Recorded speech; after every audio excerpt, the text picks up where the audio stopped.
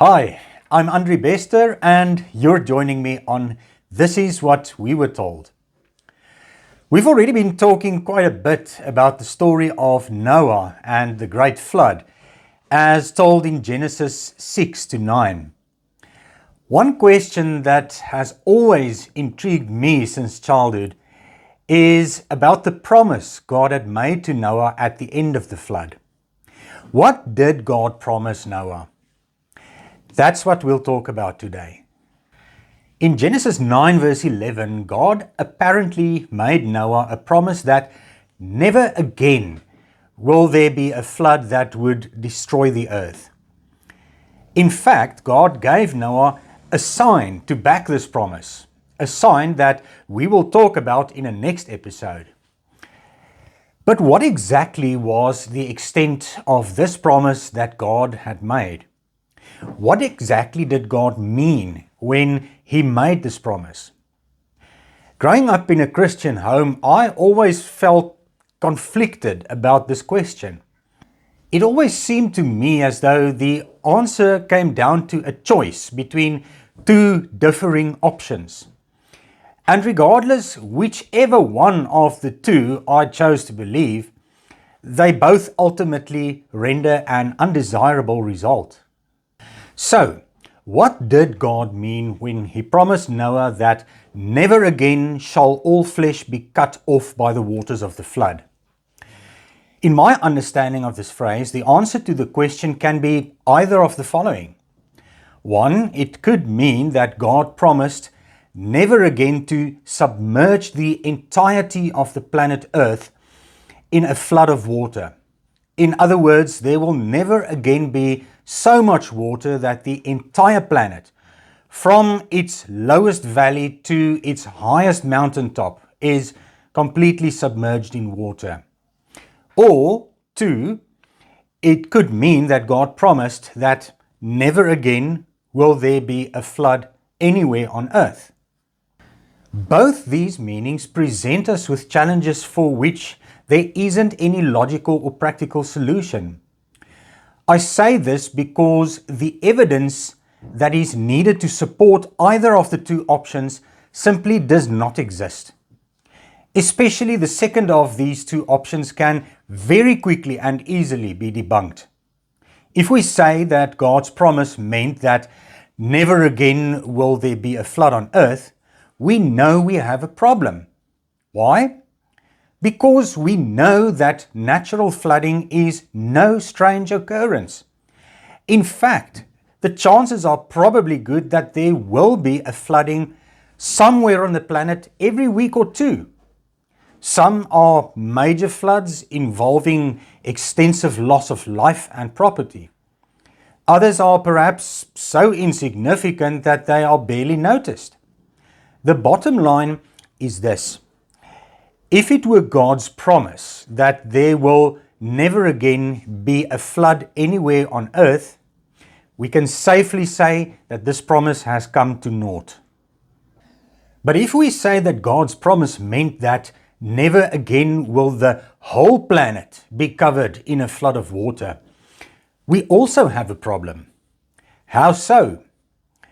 You see, the only way for this understanding of God's promise to make sense is if we agree that there was a first time during which the entire planet was submerged underwater. You can only say never again if there was a first time. Now, you might be tempted to say, hello, we happen to be busy with a discussion about a story in which the entire planet has been submerged in a flood of unprecedented scale. This was the first time. Fair enough, but let's just unpack this a bit further. Let's just consider for a moment the full extent of the devastating potential locked up in a global submersion. Perhaps then the magnitude of the problem might start taking shape in your own mind. If ever there was once a flood of such gigantic proportions that it covered the entire planet, the telltale evidence thereof would certainly have made itself known, wouldn't it? Today we see the evidence on the surface of the planet of meteor strikes that happened billions of years ago, when the Earth was still in its infancy. A meteor strike would have been nothing in comparison to the cataclysmic power of a flood of water that buried all traces of solid ground deep beneath its surface. There simply has to be evidence of such a flood all over the globe. There should be evidence in the rocks, in the elevation and contours of the land, in the strata of the soil, in the flora, in the climate, in the rotation of the planet, everywhere, all around us. The only nagging problem is that there is no such evidence. And please don't tell me that the Grand Canyon attests to the flow of floodwaters from the story of Noah. If this was true, we should have seen thousands of Grand Canyons all over the globe. There simply is an astounding lack of evidence to support a global submersion event ever happening. In fact, judging by the scale of the event as it is portrayed in the Bible, the absence of evidence is rather conspicuous. Some may perhaps be tempted to argue that the absence of evidence does not necessarily prove that the event did not happen. Well, to an extent you might be forgiven for wanting to take this view, because there certainly are instances where this argument could have merit. However, as regards the actual happening of the biblical flood, I don't think this argument is going to hold water, if you'll pardon the pun. You see, it is inevitable that a cataclysmic event like a global flood on the scale as presented in the Bible will leave hard, long-lasting evidence. Even if some of the evidence withered away with the passing of time, there must still be clues here and there to relay to us the events that played out 6,000 years ago. Modern technology puts it within our reach to conduct the most staggering analyses of geological and meteorological phenomena. And yet, with all that at our disposal, there is a complete absence of evidence. But this is only the beginning of the case against a global flooding. The heart of the matter lies in the overwhelming mountain of simple logic that dictates that such a flood not only did not happen, but that it was physically impossible for it to have happened without completely obliterating any future possibility of life as we know it. Consider the following challenges against such a flood happening. Firstly, where did all the water come from? According to the Bible, it rained down for 40 days and 40 nights. But before it can rain, water vapor must first accumulate in the clouds. Where did all the vapor come from?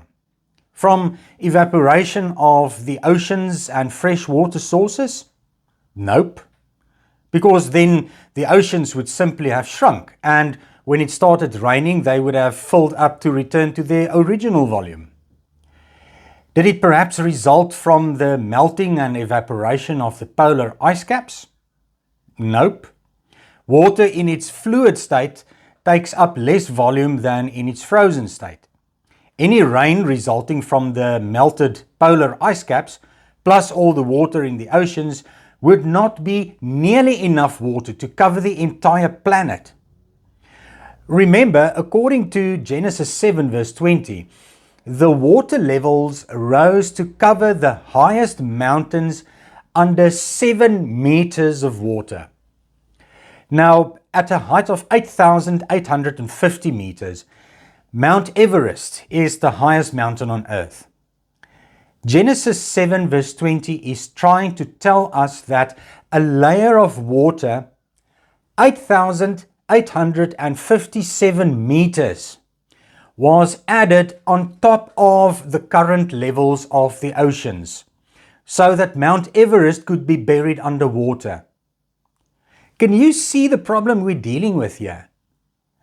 To cover Mount Everest under 7 meters of water within 40 days, you will need a steady rainfall of at least 222 meters per day for 40 days. This amount of water does not exist on Earth. Chances are that there is not enough water in our entire solar system to complete such a feat. Yes, but for my God, nothing is impossible. Sorry, this one will not fly. Every religion says their God specializes in the impossible, and they'll offer evidence to prove it. So who's right and who's wrong? Especially when evidence and logic dictate that all God stories are fundamentally wrong. Yes, but Genesis actually only talks about the local world of the authors. It does not mean to go as far as saying that Mount Everest was actually underwater. Okay, but this then forces us to understand God's promise to mean that He will never again cause flooding to happen anywhere on earth. And we know from personal experience that this is not true. Secondly, what impact will so much water have on the planet? It's easy to underestimate the power of water. After all, water is soft, gentle, and calming. But it's when a tsunami happens that we witness the unrelenting destruction that a wall of water carries with it.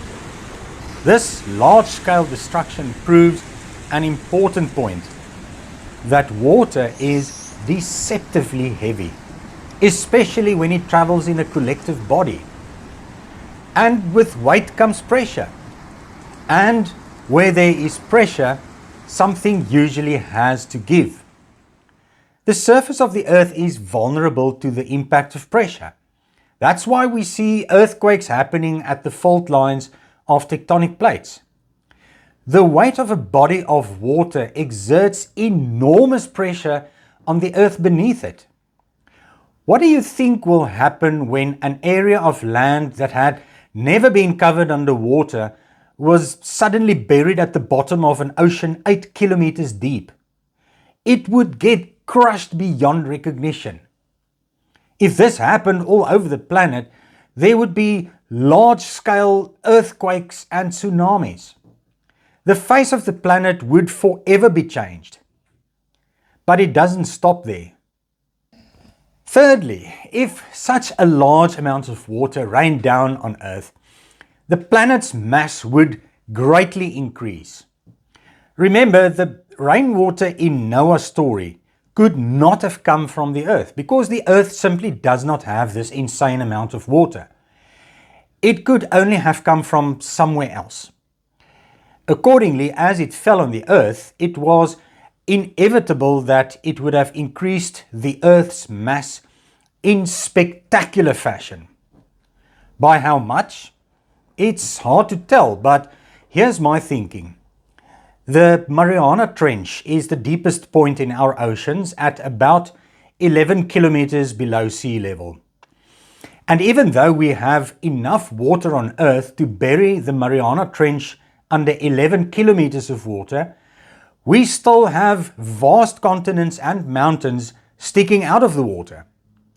So, if we need to cover the entire planet in a layer of water that would reach 8 kilometers higher than current ocean levels, we will probably have to add more than double the amount of water currently in the entire planet's oceans. It is an incomprehensible quantity of water with an equally incomprehensible mass. So, what is the significance of greatly increased mass for the Earth?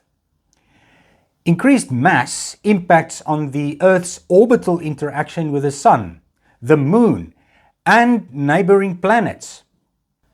At the very least, increased mass would have placed the Earth on a collision course with something big. Increased mass would cause massive disturbances in seasons and climate. It would most certainly also affect the Earth's rotational behavior, causing havoc in terms of length of day and night, thus further contributing to disturbances in the Earth's climate. These disturbances would not be temporary. They would forever change the planet. They would make conditions for the continuation of life as we know it impossible. Fourthly, where did all the water go after the flood? The story of Genesis 8 tells us that God made a wind blow over the earth and that the water decreased. But this really says nothing about the mechanism by which the water levels subsided. Did it evaporate? Did it drain away into the earth? According to Genesis 8, it took close to 11 months for the water to dry up. Now, this is an interesting informational tidbit. In a global flood scenario, it implies that the water level must have receded at a rate of about 27 meters per day. This seems like a rather vigorous rate of recession. Remember, the Earth has a limited capacity for absorption of water. Any excess water that cannot drain away would have to decrease by way of evaporation. But 27 meters of evaporation per day? That sounds rather incredible. Besides, just like the Earth's soil, its atmosphere also has a limited capacity for storage of water vapor. And we are dealing here with an amount of water that could easily cover another 2 Earths with a generous supply of ocean. How do you store 2 other planets worth of ocean in our sky? It just doesn't happen. There is no physical or natural process through which so much water could have disappeared in such a short period of time. A global flooding of the earth as described in Genesis could not have happened without also rendering the earth unsuitable for life as we know it. The fact that we are here talking to one another is proof that the earth still accommodates life as it has been doing for the entire existence of humanity. There has been no event in the earth's recent history that rendered the earth irreversibly unsuitable for life, as a global flood undoubtedly would have done. And if this is so, then God's promise about a flood never again destroying the earth cannot be valid. One can only use the word again in a context where there already was a first time. Simple logic dictates that there never was a first time for a global flooding. How can the promise about never again then apply? Friends, on this channel, I talk about issues of faith and religion that seriously challenged and shook my belief in the integrity of the Bible. In 2020, I published a book on my spiritual journey called This Is What We Were Told. My book is aimed at challenging people to dare to look beyond the limitations of religious belief and to take in the bigger picture of the wonder of life. I provide some food for thought for others who might be finding themselves in a spiritual dead end and who are looking for a more meaningful understanding of the world in which we live. On this channel, I'm giving viewers a taste of the topics that I cover in my book. On this channel and through my book, I aim to awaken people to the glorious wonder of life that is constantly playing out all around us, just beyond the boundaries of faith. If you're interested in a copy of my book, please mail me at the address on the screen and I'll be in touch. Have a lovely day.